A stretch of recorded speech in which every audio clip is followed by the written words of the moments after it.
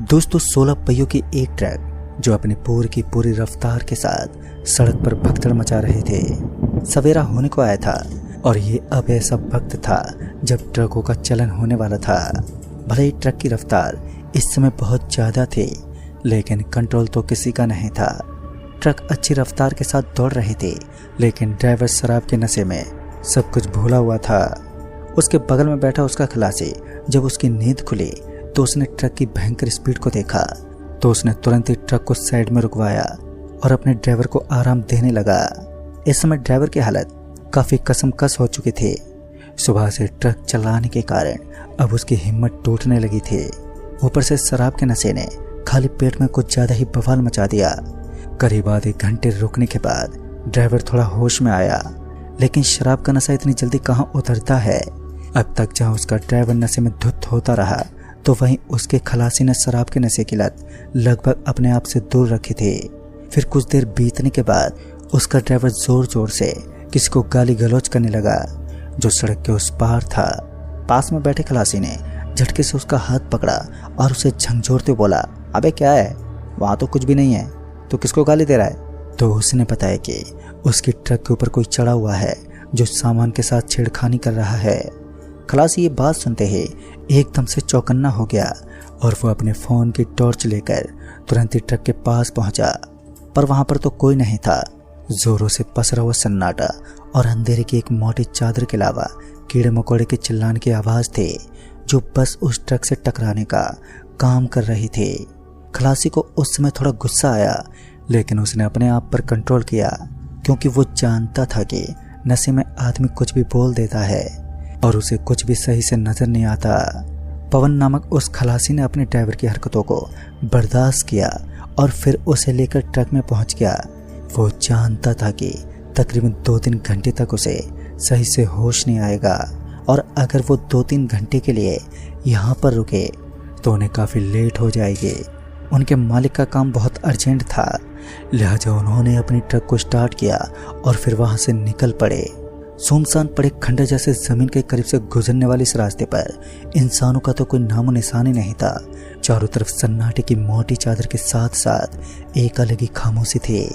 खलासी इस समय ड्राइव कर रहा था। उसने अपने ड्राइवर को बगल में बैठा के रखा था जो वहां से निकलते वक्त गाली गलौज कर रहा था, लेकिन अब सब कुछ सही हो चुका था।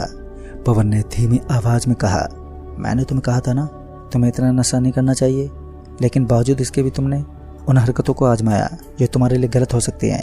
ड्राइवर एकदम खामोश पवन के बगल वाली सीट पर बैठा रहा। उसके मुंह से कोई लफ्ज तक नहीं निकला।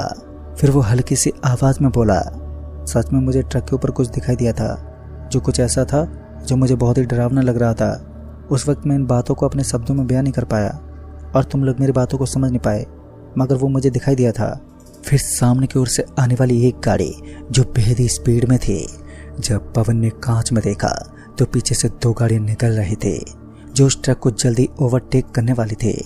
पवन जानता था कि उसका ट्रक बिल्कुल सही दिशा में और सही जगह में चल रहा है, जिस वजह से उसने अपनी दिशा को नहीं बदला। लेकिन उन दोनों गाड़ियों के बीच एक भयंकर टक्कर हुई। उस टक्कर का विस्फोट इतना ज्यादा था कि चारों तरफ का इलाका गूंज उठा, लेकिन वहां एक सुनसान इलाका था और दूर दूर तक किसी भी घर का कोई नामो निशान नहीं था। पवन के बगल में बैठा उसका ड्राइवर एकदम से सीट से उठा और वो ट्रक से नीचे उतरना चाहता था, लेकिन इस समय पवन ने उसे मना कर दिया, क्योंकि किसी भी चीज का केस उसके ऊपर लग सकता था।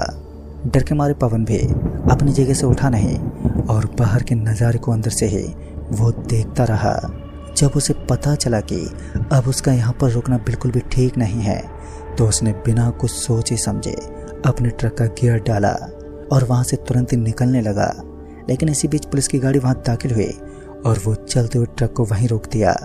जब दोनों गाड़ियों को दोषी पाया गया, तकरीबन आधे घंटे के बाद ही वहां से रिहा कर दिया गया। लेकिन जब पवन ने गाड़ी में हुए इस एक्सीडेंट को देखा था, तो वो उनके खून और मांस के टुकड़ों को छिन्न भिन्न होता देख पूरी तरह कांप उठा। उसने किसी इतने भयानक एक्सीडेंट को देखा था जिसमें दोनों इंसानों की खोपड़ी फट चुकी थी और उस खोपड़ी के अंदर से निकलता हुआ वो मांस अभी भी उसके दिमाग में घूम रहा था। पता नहीं क्यों, लेकिन उसे उल्टी जैसा लग रहा था। ट्रक को रफ्तार में भगाना शुरू किया। हाईवे पर दौड़ती हुई ट्रक पता नहीं क्यों लेकिन अचानक ही इधर से उधर हिलने लगे। ऐसा लग रहा था मानो ट्रक के ऊपर कोई बहुत भारी चीज जोरों से हिल रही है। इस वक्त ड्राइवर खुद ड्राइविंग कर रहा था और पवन अपनी उस सीट पर बैठा था जहां पर उसे बैठना चाहिए था, यानी कि ड्राइवर के बगल वाली सीट पर, क्योंकि अब ड्राइवर नॉर्मल था। ट्रक को इस तरह हिलता देख उन दोनों को चिंता सताने लगी।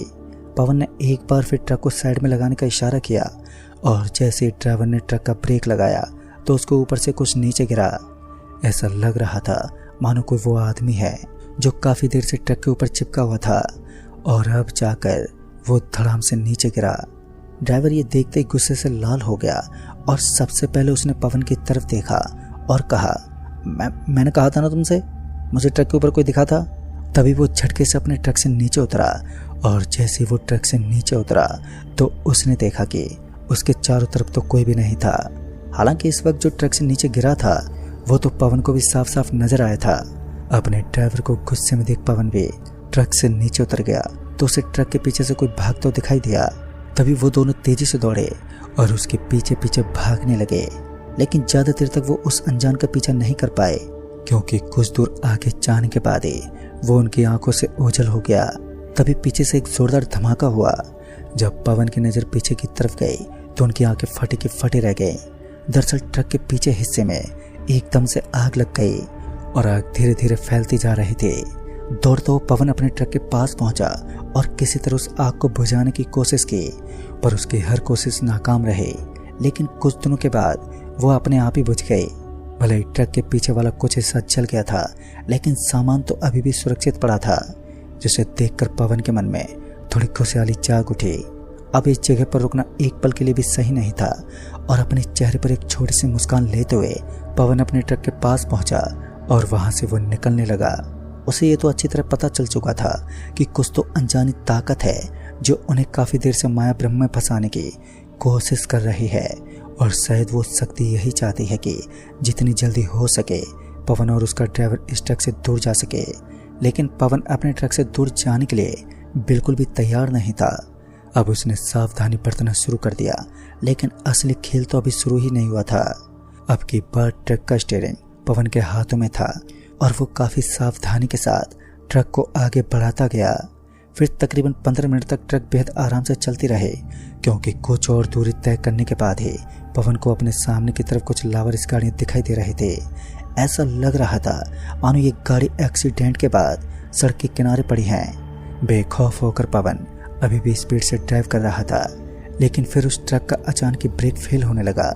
स्पीड से भागती हुई ट्रक को कंट्रोल कर पाना अब बहुत ही मुश्किल था। स्पीड से दौड़ती हुई ट्रक अचानक एक पेड़ से टकरा गई। वो पेड़ जमीन से तो उखड़ गया, लेकिन बावजूद इसके भी उस ट्रक का संतुलन अभी भी संतुष्ट नहीं हुआ। बार बार ड्राइवर बदल रहे थे, लेकिन उनकी किस्मत ने बार बार उनके साथ कुछ ऐसे अजीब हादसे हुए जो उन्हें मौत को करीब से देखने पर मजबूर कर देते। ट्रक डिसकंट्रोल होकर काफी समय तक ऐसे ही घूमते रहे, लेकिन उसे कंट्रोल कर पाना अब पवन के बस में नहीं था। फिर मौका पाकर दोनों ने उसके अंदर से छलांग लगा दी। फिर ट्रक से नीचे कूदने के बाद दोनों की हड्डी पसली में जोरदार चोट तो आई, लेकिन अब तक दोनों के जिस्म में जान थे, वही उनके लिए काफी था। तड़पते हुए दोनों अपने स्थान से उठे और किसी तरह वहां से निकलने का रास्ता खोजने लगे। उनके पास एक सुविधा अभी भी थी और वो था उनका मोबाइल फोन, जो उनकी जिंदगी बचाने का एक टर्निंग पॉइंट साबित हो सकता था। तभी पवन ने सबसे पहले अपने मालिक को फोन किया और उसे सारी बात बताई।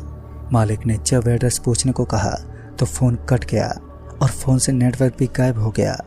लगातार गंभीरता बढ़ती जा रही थी और समस्याओं का कोई निवारण नहीं था।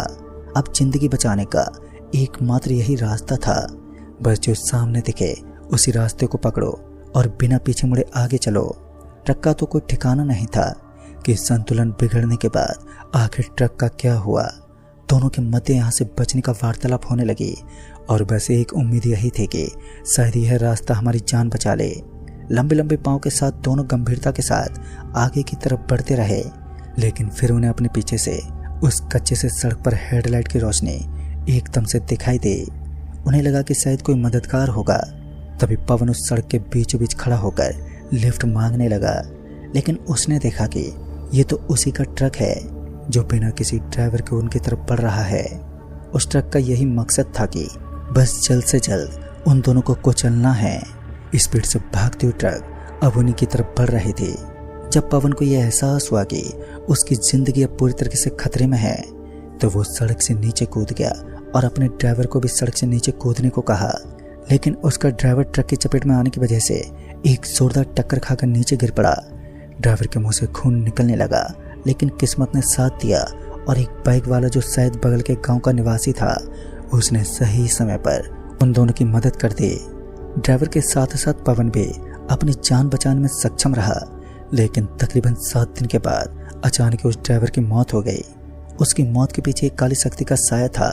कहते हैं मरते समय उस ड्राइवर के पूरे बदन पर सफेद सफेद धब्बे बन गए थे। कुछ लोगों ने बताया कि ट्रक ड्राइवर का एक ही शत्रु है, वो सड़क पर घूमने वाला एक हैवान। जब ड्राइवर ने गाली देना शुरू की थी तो शैतान को ये चीज़ बिल्कुल भी बर्दाश्त नहीं हुई, क्योंकि उसका दिमाग सटक चुका था और वो किसी भी हालत में इसकी मौत चाहता था। और दोस्तों, इसलिए कहते हैं कि शराब किसी की नहीं होती और वो हर इंसान को बर्बाद करके रख देती है। शायद उस दिन ड्राइवर शराब के नशे में गालियां ना देता तो आज सही सलामत होता। तो दोस्तों, इस कहानी में बस इतना ही। तब तक के लिए बाय एंड टेक केयर।